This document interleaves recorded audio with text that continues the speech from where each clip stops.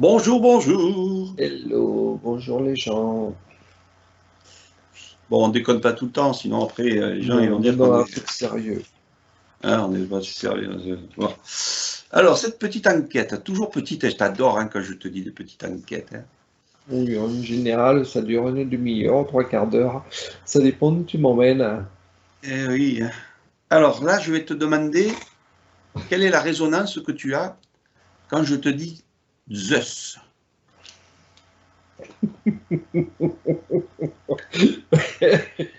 J'éclate de rire. Croyance. Croyance. Zeus.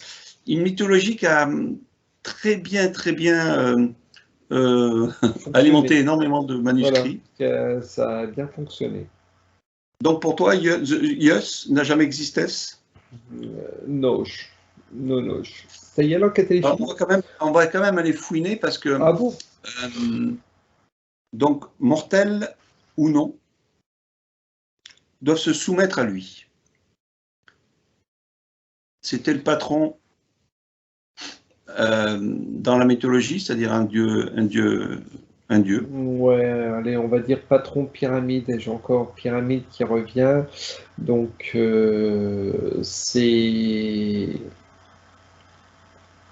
on en revient à cette supermatrice. Alors, restons, on va dire, on va rester polarisé ou voilà sur lui. Et il était patron, enfin plutôt, il avait la foudre, il avait le contrôle de la foudre, il avait le contrôle des éléments. Donc toi, tu fais un rapport avec une pyramide et avec un personnage qui est aussi à l'intérieur de cette pyramide, Ouais, ouais, ouais. qui s'est fait appeler Disons, Zeus. voilà, disons qu'ils ont une telle technologie qui peuvent faire bouger les éléments, qui peuvent faire bouger ce qu'ils ont envie de bouger, prendre la représentation de ce qu'ils ont envie de ce qu'ils ont envie de représenter. D'accord. Il a été dit bon, qu'il habitait dans l'Olympe. Donc pour toi, l'Olympe, c'est où? Bon, c'est ça, pyramide. Tu l'as situé où par rapport à tous ces univers? On en revient à cette supermatrice. Donc on est sur la grosse matrice, la super Ouais. matrice. Il n'y avait pas la petite matrice à l'époque où il y avait cette petite matrice? Alors je dis à l'époque, c'est, je veux dire, surtout quand ça a été commencé à diffuser, comme quoi il existait.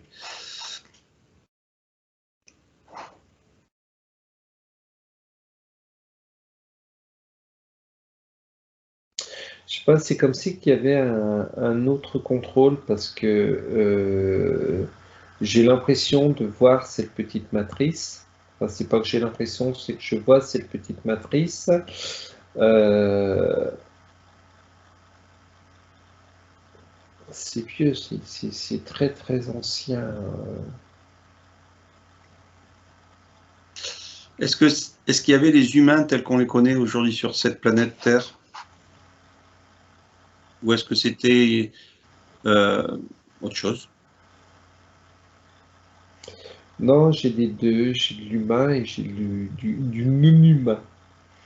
Euh, on peut parler peut-être de certains extraterrestres. Euh, En fait, si tu veux, il se c'est disait Dieu, non, des attends. mortels et des non mortels. C'est là l'image que j'ai, c'est comme si qu'on essayait d'incorporer un petit peu toutes sortes de. Donc tu as les humains, tu as peut-être d'autres choses qu'on connaît de la mythologie, l'homme cheval ou. C'est comme si qu'on essayait d'incorporer plusieurs sortes de humanoïdes, entre guillemets, et on a gardé ceux qui résistaient le mieux. D'accord. Donc c'était un temps de création où il s'est permis Ouais, d'être le Dieu de ses créations, enfin le Dieu, de voilà, suivre. on va appeler ça comme ça. Mhm. Donc l'Olympe, on a dit donc c'était sa pyramide qui est dans la matrice, dans la supermatrice. Ouais, c'est sa Euh, maison. Héphaïstos, le dieu du feu, forgeron, qui a construit son temple, qui était donc son fils. Est-ce que ça parle? Est-ce que tu as une résonance entre-temps, quand je te parlerai de tout ça, est-ce que tu as une résonance avec Ashtar à un moment donné? ou c'est bien au-delà de sa création d'Ashtar? Non, c'est bien au-delà de la création d'Ashtar. Mhm. Non, ça ne me parle pas du tout, Ashtar. Je suis en train de chercher le fils à l'autre pyramidal.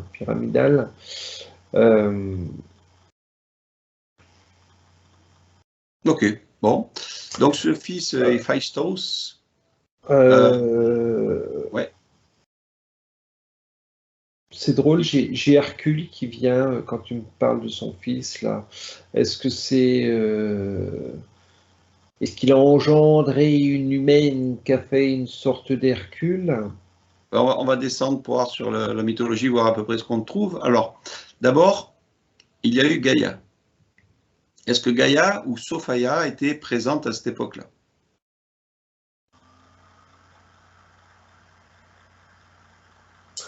J'ai l'impression que cette conscience, oui, était présente. Parce qu'ils ont créé on va dire le commencement de cette création de Terre, le commencement de cette création de Terre, donc par du néant, etc. Enfin, après, voilà, ceux qui veulent regarder la mythologie ont fouiné un peu plus là-dedans. Et quand cette Terre a été créée, on a parlé de Eros, le souffle, le vent. Est-ce que Eros, ça parle aussi au niveau de cette chronologie? Non, quand tu me parles de héros, souffle, vent, je vois plutôt l'élément air. L'invisible, Alors, ça te parle?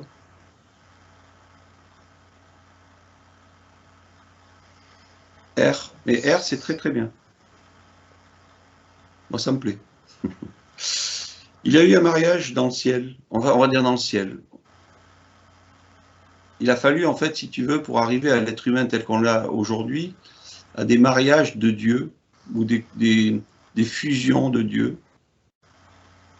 Est-ce que ça te parle un peu comme ça? Si je te dis Ouranos, ça me parle pas parce que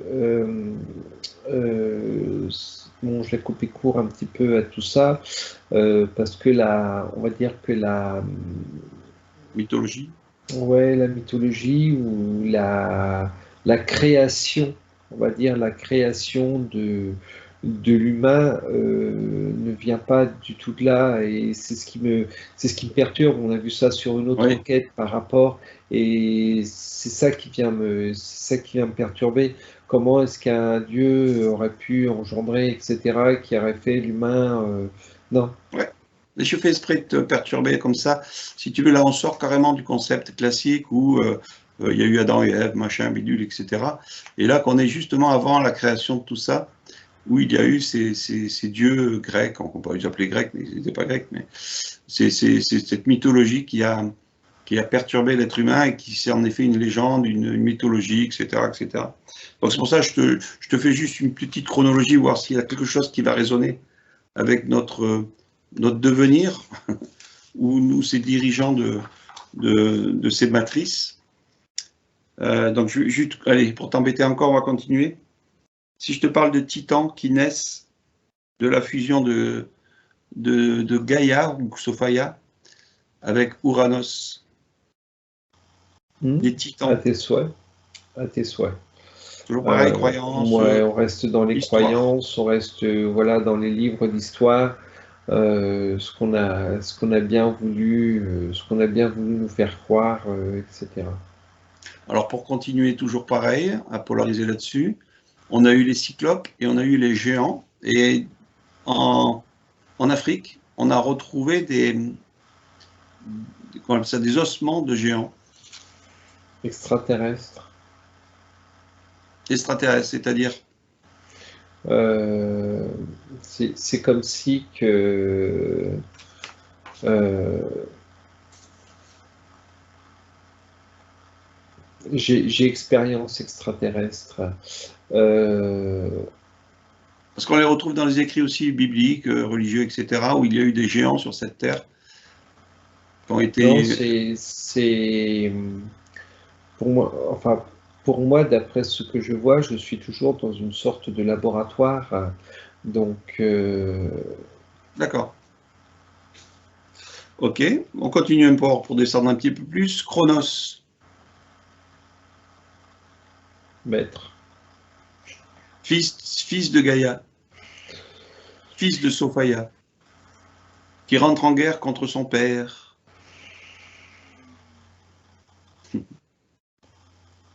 Son père, Ouranos. Non, parce que Gaïa, on va dire Gaïa ou Sophia reste une conscience et je ne les vois pas s'humaniser. D'accord. Voilà, se transformer en humain. On reste pour moi dans la mythologie ce qu'on a voulu nous faire croire. D'accord.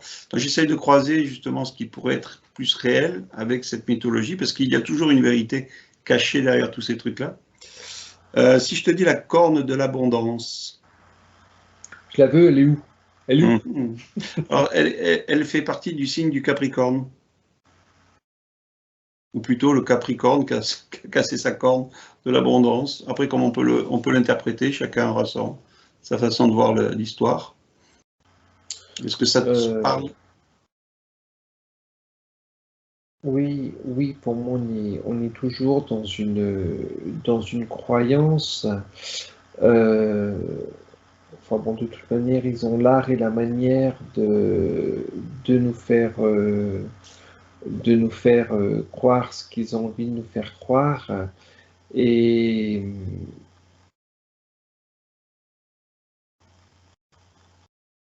Alors, ouais. et pourquoi c'est marrant parce que je vois un petit peu comme des sortes d'hologrammes. Ok. Euh, Comme si que, ben, regardez, le dieu bidule, il existe, et hop, on montre un hologramme de ce dieu-là. Donc il y aurait même eu une guerre des titans contre l'Olympe. Donc tout ça pareil, hein, je te dis des choses, mais après, comme ça ne parle pas tout à fait par rapport à ce qu'on a pu voir jusqu'à présent, et c'est peut-être très ancien, et puis du coup, Je le vois pas sur Terre. S'il y a une guerre, c'est comme si que cette guerre avait eu lieu ailleurs, mais on l'a rapporté ou traduit sur Terre. ben, c'est pour ça que je te dis guerre des titans donc, sur l'Olympe, c'est-à-dire qu'il y aurait eu peut-être des personnages à l'époque qu'on ne connaît pas, hein, qui ont été mis dans cette mythologie en faisant croire que c'était des titans, du père, de la mère, du frère, du sœur, de la machin, du bidule, et finalement peut-être des forces évolutives qui ont voulu arrêter cette mascarade d'Olympe. Est-ce que tu as quelque chose qui résonne là-dessus? Est-ce qu'il y avait peut-être des forces évolutives qui avaient déjà compris ce système qui allait se mettre en place et qui ont combattu ce soi-disant Zeus? C'est ce système n'est pas à nous. Il fait pas partie on va dire, de l'histoire terrienne. C'est comme s'il faisait partie. D'accord, je comprends mieux pourquoi j'ai des hésitations par rapport. Donc, je reste sur le mot croyance par rapport à tout ce qu'on peut mettre à la terre. Je dirais Mhm.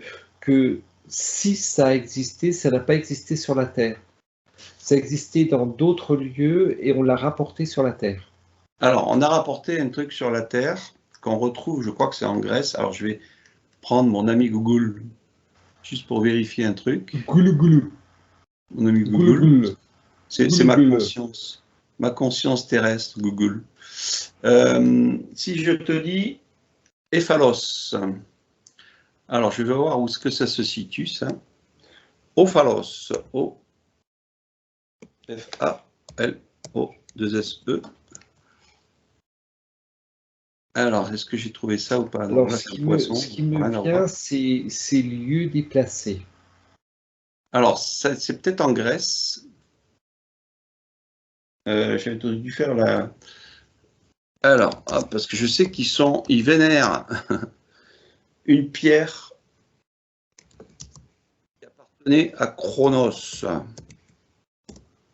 La pierre de Chronos. Alors, je vais te dire ça, je vais te dire ça. Si tout le monde, c'est drôle, j'ai le mot météorite, et là, ce que ça me dit, si tout le monde se met à prier devant des météorites, eh ben, tout le monde n'a pas fini de prier. Voilà, j'avais fait une mauvaise manip au niveau de l'écriture. Donc, la pierre de Chronos, alors ça te parle comme une météorite? Ouais. Donc, alors je vais t'expliquer ce que dit Wikipédia. Selon la légende, l'Ophalos est une pierre entourée d'un linge substitué à Zeus, nouveau-né par sa mère Rhea, etc., et avalée par Chronos. Elle symbolise ainsi la naissance de Zeus et de sa puissance. Et aujourd'hui, elle est vénérée dans un lieu qui est en Grèce, Delphes. Et ils appellent ça aujourd'hui, maintenant, comme elle est vénérée, c'est le nombril. Ils disent que c'est le nombril du monde. Voilà, donc je t'ai donné plein de petits trucs comme ça. Je ne sais pas ce que tu as eu entre-temps. Ouais, bah, pendant que tu étais en train de me dire ça, j'avais un peu le voile de Turin, pour Jésus, voilà, etc. Donc disons, pour donner de l'importance à ce lieu-là au niveau pour le touristique, voilà. Ils ont trouvé une pierre qui pouvait, voilà, on va dire, être accrochée aux anciennes croyances de toutes ces mythologies, de tous ces mythes. Et du coup, les gens viennent visiter ça là-bas en disant « Waouh, on a vu la pierre de Chronos ». Voilà, Le nombril du monde. pour moi, je dirais j'ai la vision d'une météorite, hein. Donc une météorite qui a dû faire pas mal de dégâts parce qu'elle doit pas être petite, la pierre, mais qui est tombée il y a très très longtemps. Et voilà, c'est la colère, Chronos. D'accord. Donc, en Égypte, par contre, Zeus, ça aurait été Horus. Est-ce que ça te parle? Comme moi, j'ai une partie de russe. Comme énormément de gens ont des parties de russe, d'Isis, Ra, etc. D'accord. Parce qu'en vrai, ils ont fait chacun leurs histoires. Leur sauce, ouais. Ils ont changé juste les noms en faisant l'histoire égyptienne sur les anciennes. Ouais, comme ça, c'était moins compliqué pour recopier. Ils ont fait des copier-coller en changeant les noms. Aujourd'hui, ça peut être intéressant pour ceux qui s'y intéressent, pour essayer de comprendre et se créer une nouvelle histoire, pour pouvoir se mentaliser, on va dire, quelque chose d'intéressant, comme une histoire d'un film ou d'une série. Et là, aujourd'hui, donc, on ne peut pas dire, bien sûr, que tout ce que tu dis est de la vérité absolue à 100%, mais aujourd'hui, ça te ramène à avoir plutôt voilà, une machination qui alimente les croyances et les religions. Voilà, tout à fait. Je vais revenir aux religions, mais tu l'as dit avant moi, donc voilà. Ok, je regarde si j'avais autre chose de plus sur ça. Donc, Ulysse, si je te dis Ulysse, est-ce que ça parle aussi? Oh ouais, j'adorais le dessin animé. Et justement, tous ces personnages qui ont créé ces dessins animés comme Ulysse, ils se sont un petit peu servis de toutes ces mythologies. Oui, et ce qui est marrant, c'est que Ulysse 31, si tu regardes le dessin animé, ça se passe dans l'espace, ça se passe pas sur la Terre. Oui. Voilà. Ok. Bon, ça sera le mot de la fin. Donc pareil, s'il y en a qui ont des questions, à la rigueur, on les redirigera vers ces anciens écrits. Ces dessins animés. Allez, écoute, on coupe cette vidéo de plus. Au revoir, merci. À bientôt et merci.